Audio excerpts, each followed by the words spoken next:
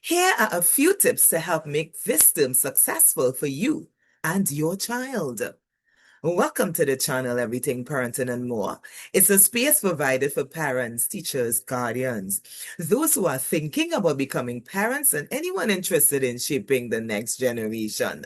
Here we dive into issues that affect families, like parenting. We give parenting tips. We look at emotional well-being, spiritual health, physical balance, and so much more. The goal is simple: to give you practical advice and encouragement to help build stronger families. Now let's dive right into the video, shall we? Okay, parents. Point number one. You cannot have a successful term at the end of the term. You have a successful term now, at the beginning of the term, or right now as we speak, parents.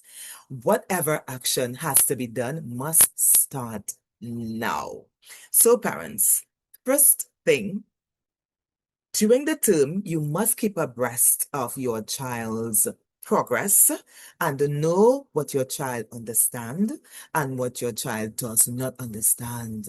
Parents, and if your child is not understanding what is going on in the classroom, it will affect end of term results, and you will not have a good end of term results if the child doesn't understand what is going on. Okay, so you as the parent need to find a way now to converse with the teacher, you know, ways that we did things long ago is not really the way they're doing it now in the classroom. A lot has changed. And so we need to communicate. Another point, parents, that sort of links with the other one, right? So if your child is, and it will tie into it, if your child is getting, when you look at the books, you see a lot of things incorrect. So it could be the child doesn't understand. It could be that your child has been absent when the concept lesson is being taught. It could be that your child is in school and not paying attention. Parents, sometimes we have that. So we have children in the classroom, work is being taught, work is being explained, and your child is not paying attention. Your child is distracting the class, is distracting others, or doing something totally different, not, is not in tune with what is going on in the classroom. And that's and all can affect exam at the end of the term, parents. So you need to look into that as well. Your child is not understanding. Is it that you're paying attention?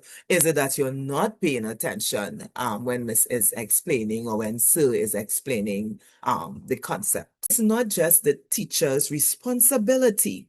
You as a parent are to ensure that revision is being made, that revision is being done, homework is being accomplished. So parents, listen. I know some of you have it very difficult. Some people, like when parents message me, it's like all 5 o'clock they're leaving to go to work, or they already arrive on the workplace. So that parent is not there when that child is even leaving for school.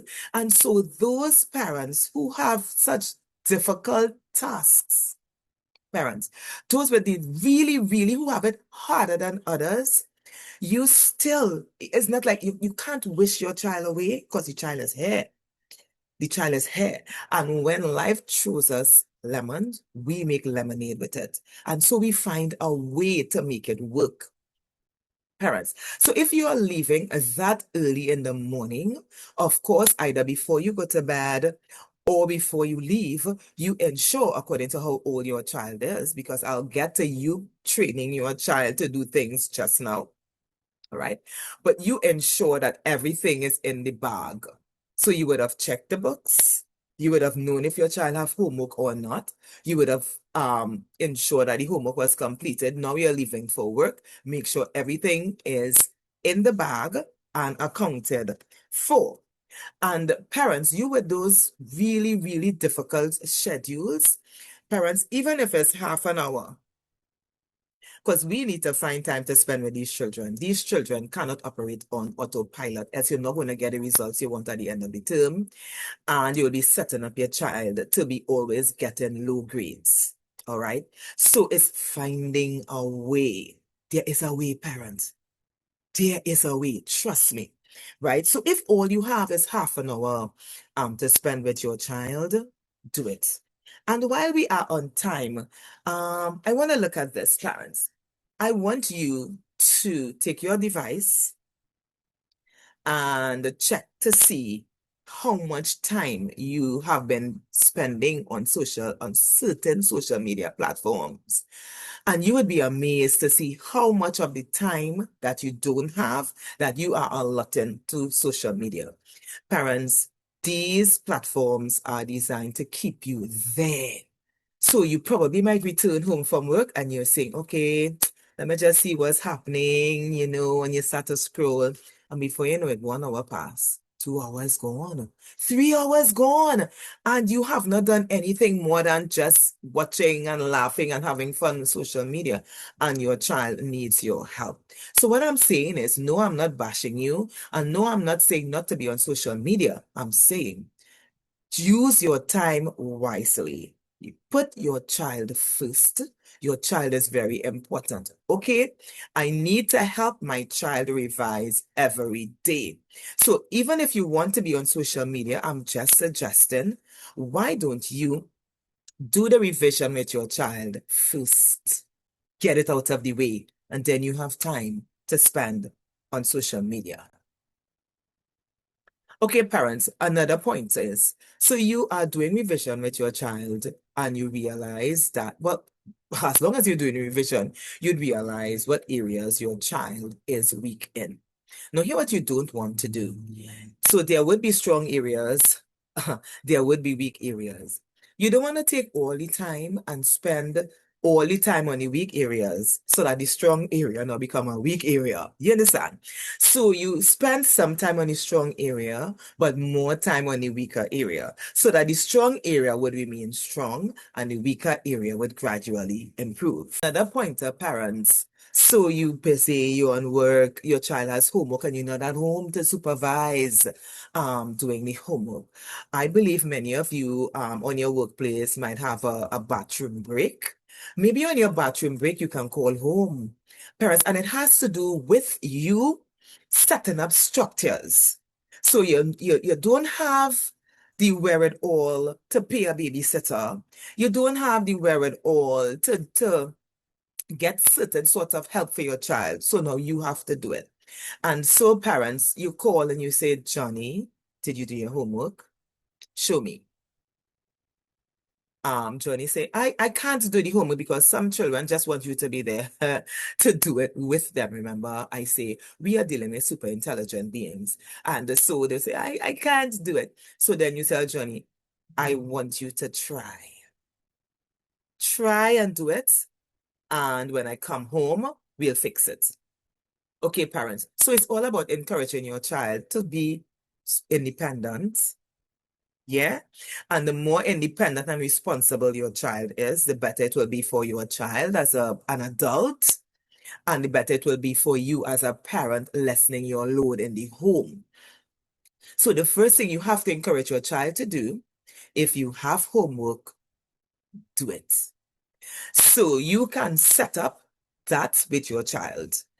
If your child does not do the homework, parents, whatever time you come home in the night, wake them up. Hey, you didn't do the homework. Get up, get up. Let's get it done now. You do that 2 or 3 times, and trust me, that's the end of not doing homework, because your child would not want you to wake him or her up every time you come home, um, you know, and they're so sleepy. Oh, I'm sleepy. Can I do it in the morning? No, you have to get it done. And if you don't want me to wake you up, get it done so that I won't have to wake you up. And that is one way to try and get the homework completed. Another thing you can do, parents, is to let your child look at educational videos. YouTube is a dynamic platform with a lot of educational videos for your child, like learning tables, parents, learning tables, phonics, science, math, social studies, you name it, the sky is the limit. And so you parents can arrange in such a way, right? I know sometimes I mean, we can't do everything. So I know you're on work and you might probably want to check the history to see if the child probably even clicked on it. Because sometimes what you can have happening is you say, okay, look at this video, that video, that video. The child puts on the video and then, let's say on a laptop or on the smart TV, and the child is playing games on the tablet. So you can't say I didn't look at it. The history shows I look at it, but the child wasn't really looking at it. Remember, we're dealing with super intelligent beings. So parents, when you leave your educational videos for your child to watch, have a notebook, a copybook. All right? So you're watching this video. I want you to write out some pointers from the video, things that you have learned, or the teaching points. So the child is watching a video, the child is making points. And in that way, you would be assured that your child really looked at the video. All right. Also, ensure that you don't have a bigger sibling where that other person is writing for your child. So you need to know your child's handwriting as well. Yes, parents, children find ways. You see just how they find ways around things? It's just how we have to find ways to ensure that our instructions are being carried out. And so parents, when we start our revision now, like learning the tables, every day they should be looking at those tables, channel and stuff like that. You need to know the tables like this. Why? Why? Okay. You need tables for multiplication. You need tables for division. You need tables when you're doing money. You need tables when you're doing fractions. You need tables when you're doing decimals. You need tables when you're doing percentages. Yes, parents, you need to know they need to know the tables like that. And why parents too? The older children gets, the more tables they have to learn. So by the time they reach standard 5, it's like 25 timetables, 17 timetables. So if you don't know your 3-time and your 4-time tables by standard 3, you are in some big trouble, parents. Okay? All of that will affect. So if your child really don't know tables and stuff like that, it will affect end of term. It will affect end of term because you will get your sums wrong. You will get your sums wrong. Another point, parents, while we are looking at that, let's talk about reading. Reading is my pet peeve, parents. And if your child cannot read, they cannot read the problems. They can't read the problems. They cannot, they wouldn't be able to do comprehension. They will fail all, or any subject that involves reading, your child will not do well in it. Parents, what you need to understand is foundations. Just as how you have a foundation for your home, reading is foundation based. And if your child don't know letter sounds and your child don't know the blends and the digraphs, and you let your child be promoted to a higher level where they're doing higher order phonics, what is going to happen to your child? Your child is going to be functioning constantly at frustration level. Your child will not be able to read, and if you have a child right now that the teacher is telling you your child is disrupting the class, your child is playing the class clown, it means that your child cannot function at that level and your child is just trying to cope. Misery likes company. No, I'm not saying your child is a misery. I'm just saying it's a behavior. So if I can't learn, nobody else is going to learn. Oh, let me see if I can get somebody in the class to join me because I really don't understand what's happening here. Let me just do something so that, nothing is happening. No learning is going to take place. Okay, parents. So you need to be aware of that. And if your child has problems reading, and the reason why I say that, I am helping children. You have children at standard 4 who cannot read. You have children at standard 3, standard 5, Form 1, parents. And it happens. Let me just make a plug for my ASEAN Friends series. So I have written the ASEAN Friends series, parents. It starts with this yellow one at the back. And I have used these books with a Form 1 child, parents. And these books start from beginning letter songs and teaching children to blend songs and all of that. So if you would like to get one of these, of course, you go to ASEAN Friends on Facebook, and you can contact us there. Very soon they're going to be in bookstores. All right, parents. What I'm saying is sometimes with our children, and we are concerned about end of term results, but our children cannot read. And we keep sending them along and they cannot read. So they end up in Form 1 in the same condition. So you have a Form 1 child reading at a first year, second year level. Don't let that be your child. So when you are helping your child, the parents, and I'm going to make a plug right here, if you see and you know that your child is lacking and your child across the board doesn't know, don't understand, can't read, don't send your child further. Because what you're doing, you are widening the gap and making it harder to reach that child. So if you have a child, let's say at second year, don't know letter songs and stuff like that, it's easier to reach that child than a child at standard 1 because the gap would have been wide. The gap would have gotten wider. And now that child, you have that child at standard 2 because I experienced that being the remedial teacher. The children are standard 2. The teacher wants them to do standard 2 work. The parents want them to do standard 2 work. They're reading at a second year level or even a first year level, right? And now that child is in standard 3. We didn't address the reading problem. You see what I'm talking about? So the gap keeps getting wider and wider. Parents, please stop doing that to your child. Become in tune. Don't wait until they reach standard 5.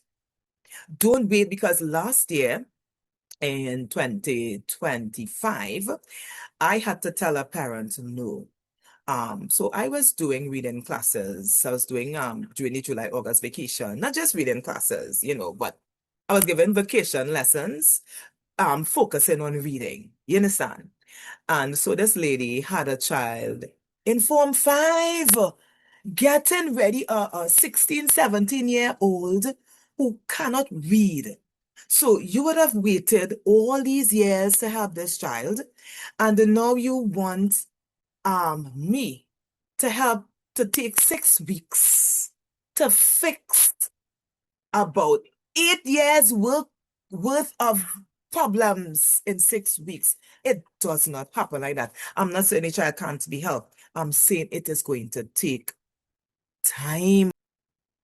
Okay, parents, let's look at practice tests. Take test time serious. Take test time serious. So parents, your child has a promotional test coming up. You first have to ensure that the content is covered. Because if the content is not covered, then what test am I going to do? All right. You test content. You test what has been taught. And so that is why I was advising you to you get, let's say they have book A in school, you go to the store, you buy book B that your child can write in, that you can correct and stuff like that. And you get practice test materials with answers. Those were the answers. And you give your child a little, practice test. I know some of you are saying, oh, but that's the teacher's work, that's the teacher's work, that's the teacher's work. Parents, it's parents and teachers. Don't leave everything up to the teachers. Don't leave everything up to the teachers. You have to do your part. And parents, the children who do exceptionally well are children who have that sort of parental assistance. And if the parent is not around, they are in some extra classes doing work, right? And even though the parent is not around, parents, that parent finds the time to spend with the child. So you parent, your child is no different. Your child is as special as the high achieving children, right? And so you are now going to make it work. So, of course, test booklets are very important. And you get your child, because you see, there are ways the questions are structured. There are ways the questions would be structured, and your child needs to get accustomed to doing work under test conditions. And so after the content would have been finished, and you say, well, okay, This book has a little mathematics test. You would have done your addition and your subtraction, etc.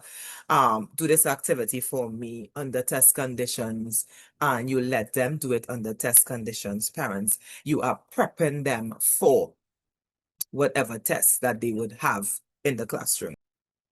Okay, parents, part of having a successful term, parents, is having such structure and order in terms of for those who are busy.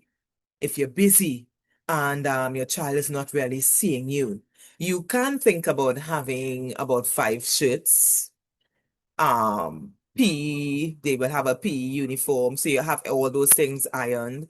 You teach your child to, when you come home from school, take your clothing and you put them in your basket. So you have your child have a personal basket, put your dirty clothes here. These are things that you have to enforce. Put your dirty clothes here. This is where your socks. You know where to find the socks.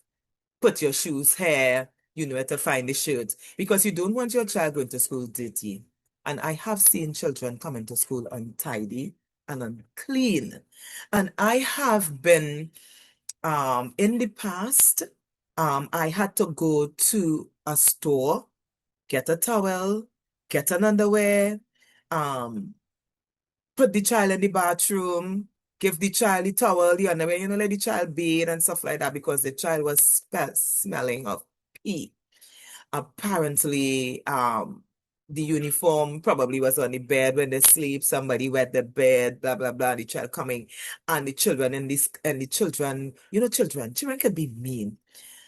Not really mean. They speak frankly. They are not going to be politically correct. They will say, she's smelling pissy. Miss, she's smelling stink. And if the child comes next to you, you would actually get the odor and you would know, wait, something is up. And you have to go and get uniforms and, let the child take a bath and let the child, towel off, dry off, put on powder, etc. and smell nice and say, yeah, parents, that must not be your child. So it's all about hang up your uniform here. If you have one uniform, hang it up. I strongly suggest more than one in cases like these. All right, because you're super busy and you're super busy, so everything has to be laid out. This is your shirt, this is this is that. Have a place for everything. And while we are at it, have a place for where your books are, where you keep your books, where you keep your bag. This is where you keep your books and your bag. Even if they're doing work with you in the kitchen or they're doing work with you in the bedroom or wherever they're doing their work, parents, there must be an assigned place for books. So that if they forget a book at home and you happen to be home, you can say, hey, look, Johnny, forget this book, let me carry it. Not, where's the book, Johnny? The book somewhere under the bed. Or nobody seems to find the book. Did the Invisible Man take the book? Did Santa take it to the North Pole? Nobody can find the book until much longer, some many days after. So to avoid all of that with your busy schedule, the child must know where the things are, and all things must be in a particular place. That must be the order and rule of the home. And every effort must be made to send your child to school tidy, whether you are there or not. So it means that when you come home from work in the night or before you leave, you can also inspect the clothing to see if they're clean or if they're dirty. And while we are at it, parents, teach your children to be independent, like especially girls. Let the boys know about brushing their hair, stand in front of the mirror. There was this chap who used to, well, stand at 3, and he would come so untidy. And I took out the mirror on my phone. I just said, hey, this is how you look. Are you feeling proud to look like that? I said, before you leave home in the morning, go in the mirror and comb your hair. Make sure you look well groomed for school. And even if it means you have to take a comb and a brush, and you let your child in the free time brush the hair and learn to even put it in one in case you are sick, parents. If you are ill and you are the only one who's taking care of your children, then your child must be able to, at least put the hair in one while waiting on the school van and still look presentable for school. You understand, parents? So this helps not only when you're at work, But when you are ill, that your child could come home and do this and, make a sandwich, have special plastic knives where they could know how to make a sandwich and get a glass of juice and, try to be self-sufficient.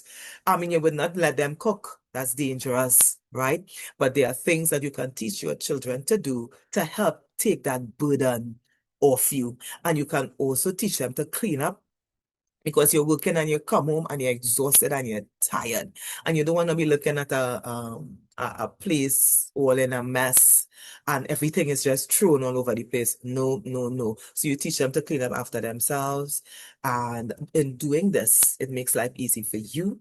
And it makes things better for your child, helps them to be more independent. So today or tomorrow, if you fall ill, you have help from home. Now, at the end of the July term, that school calendar year that started in September, many children are tested on everything they would have done since September. September, October, November. Some parents even throw away books from that finished for Christmas. And I'm saying, why would you do that? Your child has to be tested on things that your child would have done since September. Why are you throwing the books away? So, parents, revision has to start. And that's why I say we start revision now because your child has a lot to revise. A lot to revise. And it cannot be done 1 week before the exam. It cannot be done 2 weeks before the exam. It must start now, parents. And it has to do with not you, as I say, if you want it to be meaningful and not wasting time, find the time. 20 minutes, half an hour. Sit with your child and start going over subjects, learning the vocabulary. There are a lot of videos on YouTube that could help them with vocabulary. All right. Social studies, you have to sit, you have to go over the social studies with them. You have to go over the science with them. You just go over your child's work with your child and let them look at educational videos that will help in the learning process. You have to start it now. It will be too much work 1 week before test or the night before end of term. From since September to June. You want to try to learn all of that in one night. And then you are upset because the grades are low. Okay, parents, another point is when you are helping your child, I know sometimes you come home, you're tired, you're exhausted. Somebody take you off on the workplace. If you're upset and you know you're going to lose your cool and project on your child, don't do any revision that day. Don't do it. If you know you might be tempted to say hurtful words to your child because the child doesn't understand something that you think is simple, but it's not simple for your child because your child is not getting it, then try to avoid telling your child, you are just as stupid as your father, or you're stupid as your mother, or you don't have my genes, or whatever demeaning things that might come to your mouth to say to your child, or to hit the child with the head and curse at the child and all of that. Parents, you are the you are like an angel. You are the one who's spearheading things for your child and making life beautiful for your child. And if you, who's supposed to be making life beautiful for your child, turn into this devil and ridicule that child, who can that child run to? Who can the child run to? Not the friends who, when they get angry, say things, or John Public who would say mean things to them. There must be somebody in this world that your child can come to knowing and knowing, my mommy would not say this. So parents, when you get upset, it's not the time to do revision. If you know you're going to lose your cool, walk away. Stop and walk away. Don't say it. Because there are things that people remember in the 50s and the 60s that their parents used to say. It stays for a lifetime. Why would you make something and then destroy it with your hands? Parents, Okay? So if you're upset, no revision that day. All right? Say, listen, let's just stop. Let's just stop here for today. Calm yourself. Because we all get upset sometimes. But the Bible say be angry and sin not. You get upset, just walk away. You don't have to sin. You don't have to destroy your child in the process, right? Because I know you have it hard and you might be upset that your other partner not there and not assisting. So you're married, but you're living in the house and it's like you're single and all of that. And you have all the stress and all the pressures. Don't take it out on your child because you're helping your child. If your child is getting throughout the academic year, um, A's and B's, well, everybody like the A's and the B's. If your child is getting C's and D's, there's a weak position. But if your child is getting D and F or D and E through the whole term, that child has no place in a higher level. It means your child is struggling at that lower level and should not go to a higher level to do more to continue getting D and F. Parents, you're setting up your child for failure. Let them understand and master the level they are at before they move forward.